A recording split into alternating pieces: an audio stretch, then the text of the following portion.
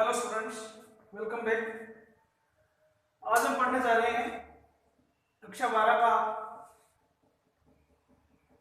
Lesson, fourth lesson, loss suffering. हम देखेंगे line to line detail इसकी पढ़ेंगे हम।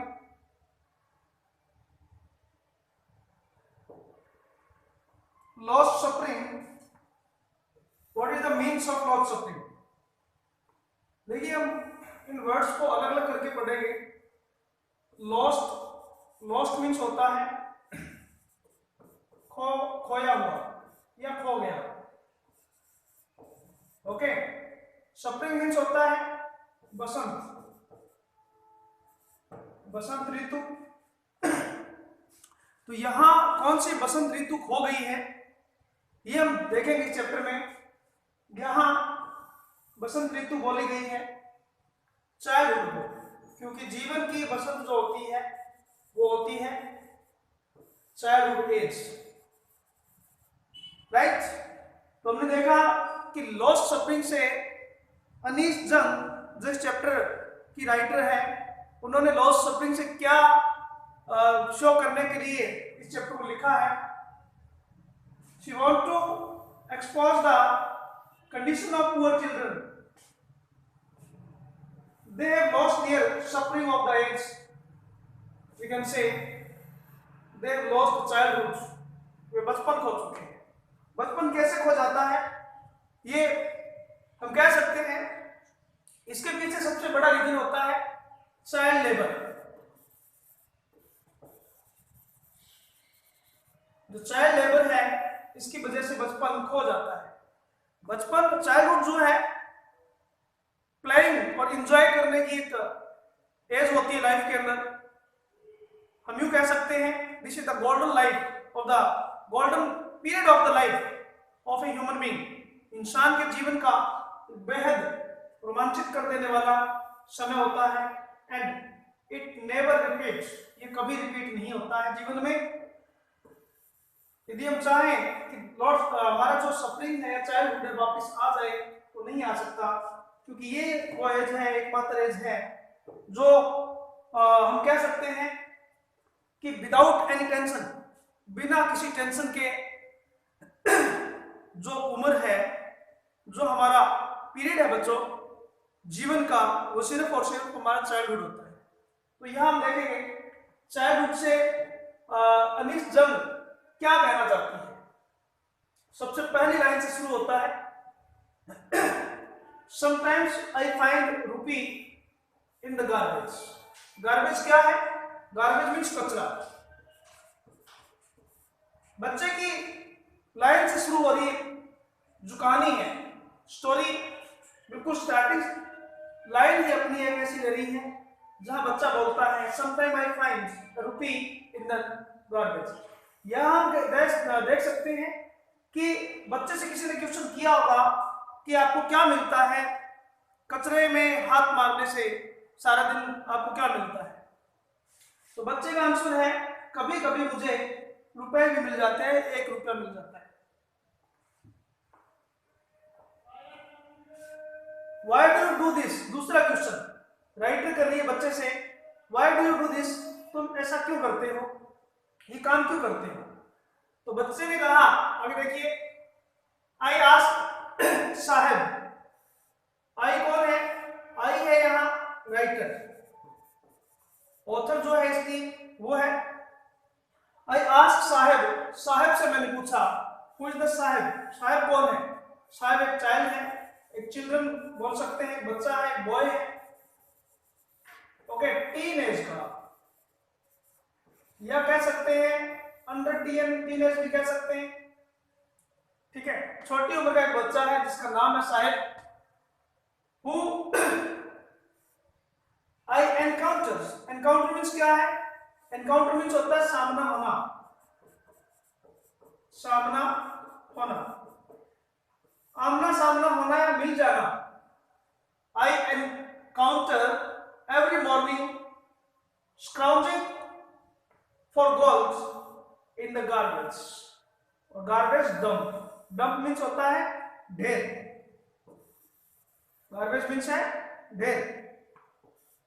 मतलब डंप मीन्स ढेर हो गया और गार्बेज मीन्स हो गया कचरा। कभी कभी मुझे कचरे के ढेर से मुझे गोल्ड मिल जाता है। गोल्ड का मतलब यहाँ सोने से नहीं है, लेकिन जो गार्बेज में हाथ मारकर कुछ ढूंढने वाले जो बच्चे हैं, जिनकी वो रोजी रोटी है, जिनका पेट उस चीज से पलता है, उसमें कोई भी चीज उनको मिलती है जो सेलेबल हो, मतलब जिसको सेल किया जा सके मार्केट में या कबाड़ की दुकान में बेची जा सके, वो सारी चीज इन बच्चों के लिए गोल्ड है। तो ये कहता है कि एवरी मॉर्निंग स्क्राउजिंग हम ढूंढते हैं for gold in the garbage dump of my neighbourhood. पड़ोस में ही किसी गली में कचरे में हम गार्बेज डंप ढूंढते हैं और उस डंप में हम गोल्ड ढूंढते हैं। अब साहब से उसने पूछा कि आपने ये जो कहां से और कब आए और यहाँ कब से रह रहे हो? तो साहब ने बताया कि साहब left his home long ago set amidst means होता है के मध्य। amidst क्या है? के मध्य। the green fields of Dhaka। ये कह सकते हैं कि साहब का जो परिवार था, the family of the Sahib once lived in the green fields of the Dhaka। Bangladesh के ढाका में ग्रीन फील्ड्स का मतलब है हरे भरे खेतों के मध्य इनका भी घर हुआ करता था, जमीनें हुआ करती थी। His home is not even a distant memory। लेकिन उसका घर उसकी अब डिस्टेंट दूर दूर तक भी उसकी मेमोरी में याद नहीं है। मतलब ये कह सकते हैं ये बहुत छोटा था जब इसकी फैमिली या इंडिया में आ जाती है। ओके, तो डिस्टेंट मेमोरी में भी इसकी जो याद नहीं है।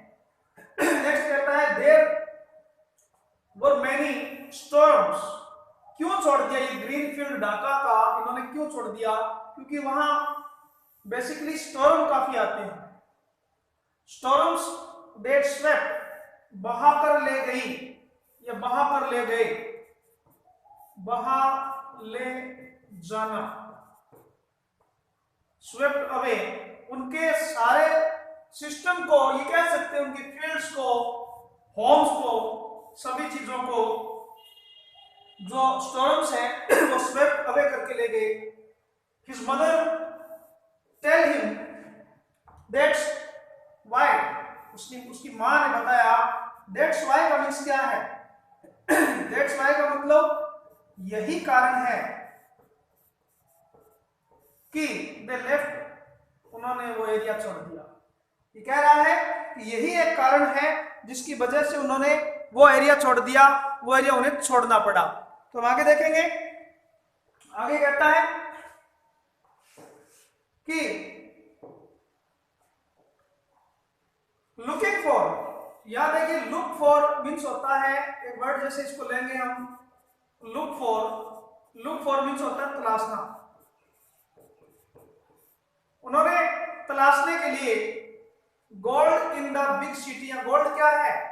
गोल्ड को हम वर्क कह सकते हैं, काम धंधा ढूंढने के लिए बिग सिटी का रुख किया उन्होंने, वेयर ही नाउ लिव्स, जहां ये अब रहते हैं। तो बड़ी सिटी में बेसिकली हम ये कह सकते हैं कि ऐसे लोगों के लिए जमीन या प्लाट खरीदना बिल्कुल असंभव होता है, इम्पॉसिबल। ठीक है, क्योंकि वहां की जो प्राइस रेट है या लैंड एरिया का जो रेट है, प्राइस है, वो काफी अप होता है और इन लोगों के वो बस की बात नहीं होती, अंडर कंट्रोल में नहीं होता। तो ये लोग कहाँ रहते हैं? बिग सिटी में कहाँ रहते हैं? तो आपने देखा होगा बिग सिटी जहां शुरू होती है उस सिटी के आसपास या बाहरी क्षेत्र में, सराउंडिंग एरिया जो होता है वहां क्या है, मान लो ये सिटी है, इसके बाहरी क्षेत्र में यहाँ, ठीक है, क्या होगा, जहां से रास्ते बने हुए हैं उन रास्तों के आसपास झुग्गी झोंपड़ियां, स्लम एरिया होता है, वो यही लोग हैं। लेकिन वो बाहर क्यों बैठे हैं? क्यों उनको गवर्नमेंट के जो ऑफिसर्स हैं या एम्प्लॉइज हैं वो इनको रिमूव क्यों नहीं करते? तो दैट्स व्हाई, ये कारण ये है क्योंकि ये जो जगह यूज करते हैं वो एक ऐसा एरिया होता है जो सिटी से बाहर का एरिया, जहां सिटी का गंदा पानी जो है ड्रेनेज सिस्टम से बहा दिया जाता है और यहाँ पानी का, गंदे पानी का एक तालाब हो जाता है। और रोज का जो कूड़ा कचरा है, जो म्युनिसिपल एम्प्लॉइज हैं, वो इस पूरे शहर का कचरा भी ट्रैक्टर ट्रॉली से यहाँ डाल जाते हैं। ये ढेर हो गए पानी के अंदर। और अब ये क्या करते हैं, इन ढेरों को समतल करके यही अपनी झुग्गियां बना लेते हैं। तो सोचने वाली बात है, ये इतना आफी स्मेल वाला ये एरिया होता है, बद्दी या कह सकते हैं दुर्गंध वाला एरिया होता है, यहाँ कोई नहीं आता है। इसलिए ये लोग बेचारे यहाँ आराम से रहते हैं, क्योंकि यहाँ इनको डिस्टर्ब करने के लिए कोई आता नहीं है। Okay,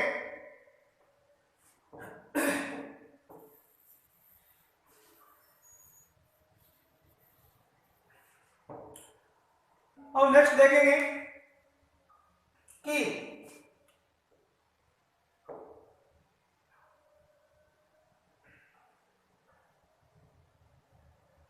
I have nothing else to do. उससे क्वेश्चन किया गया, हम देखेंगे एक क्वेश्चन आया अभी, why do you do this, तुम ये काम क्यों करते हो। ये देखिए question, why do you do this, ये क्वेश्चन है। इसका आंसर यहां मिलेगा हमें,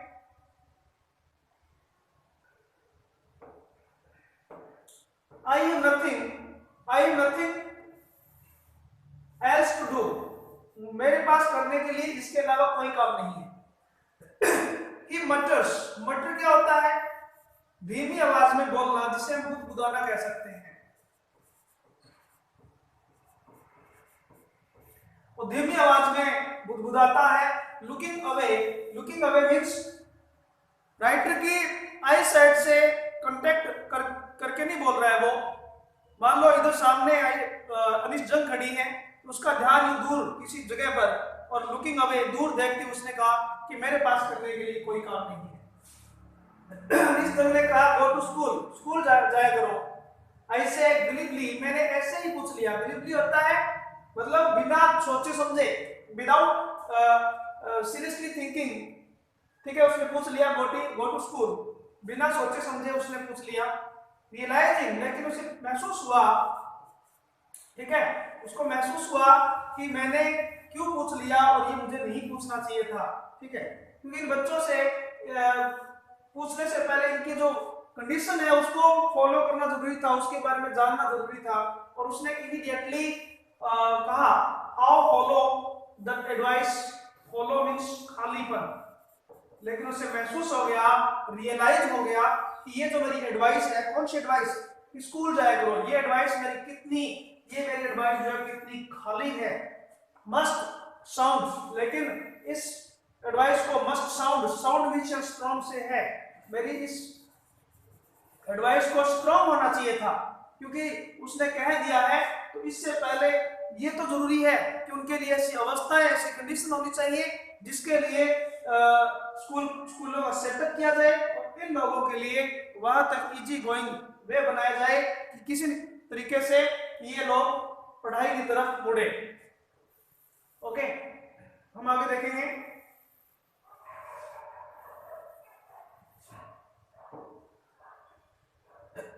There is no school in my neighborhood.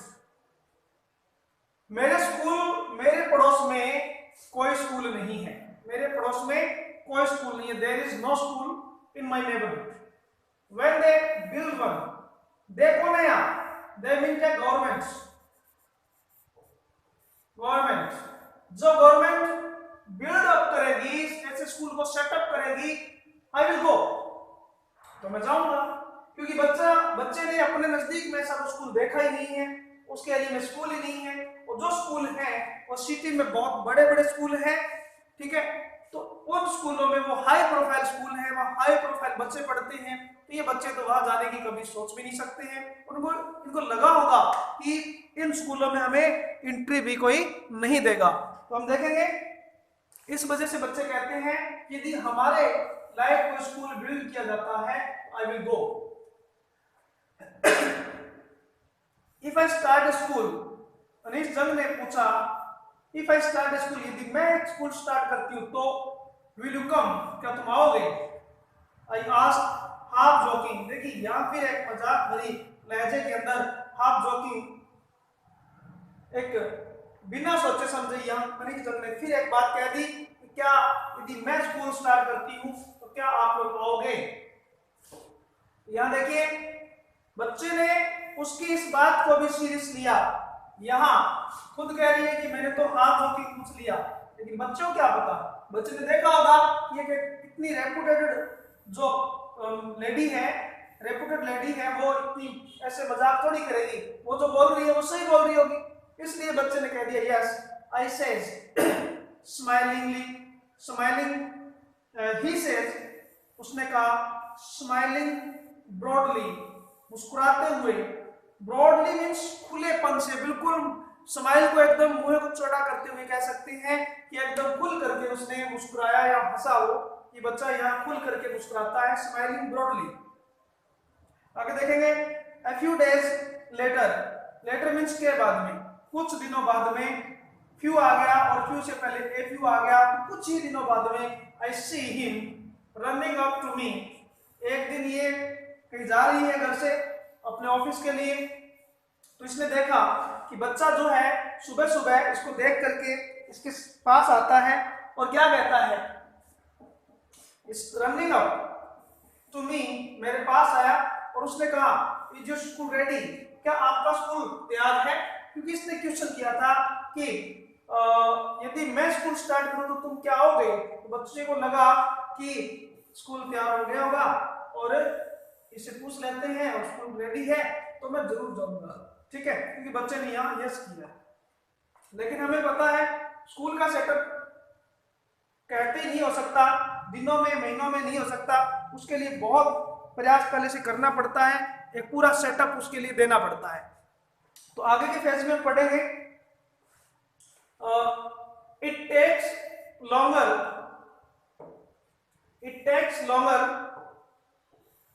Longer to build a school, एक लंबा समय लगता है एक स्कूल को सेटअप करने के लिए। ऐसे impressed eight having made a promise, मुझे शर्मिंदगी महसूस हुई, शर्म महसूस हुई, क्योंकि मैंने हैविंग मेड ए प्रॉमिस, मैंने एक ऐसी प्रॉमिस कर डाली थी दैट वाज नॉट मीन्ड, जिस प्रॉमिस का कोई अर्थ नहीं था, क्योंकि निश्चिन कहती है मेरा तो स्कूल को सेट करने का ऐसा कोई प्लान ही नहीं था, मैंने ऐसे ही बिना सोचे समझे बच्चे के सामने ऐसा क्वेश्चन कर दिया और बच्चे ने उस बात को बड़ा सीरियस ले लिया। बट प्रोमिसेस, लेकिन प्रोमिसेस, ऐसे प्रोमिसेस, अब ये देखिए यहाँ ये बिना आधार की एक प्रॉमिस की गई, लेकिन ये राइटर है ये सोचती है कि ऐसी जो प्रॉमिस है उन प्रोमिसेस से ऐसे बच्चों पर कभी कोई असर नहीं पड़ता है। क्यों नहीं पड़ता है, उसके पीछे रीजन ये है, या ये बता रही है, बट प्रोमिसेस लाइक माइन, मेरे जैसी ऐसी जो प्रोमिसेस है abound in every corner of his bleak world, इसके ऐसे काले संसार में, ये कह सकते हैं अंधेरे से गुम हुए संसार में, इस बच्चे के दिमाग में या इसका जो पूरा एकदम संसार है इन बच्चों का, उस संसार में ऐसी प्रोमिसेस बहुत बार की गई है, बहुत लोग करते हैं और ऐसे लोगों के साथ प्रोमिसेस होती है, लेकिन दे नेवर कंप्लीट, वे कभी पूरी नहीं होती है।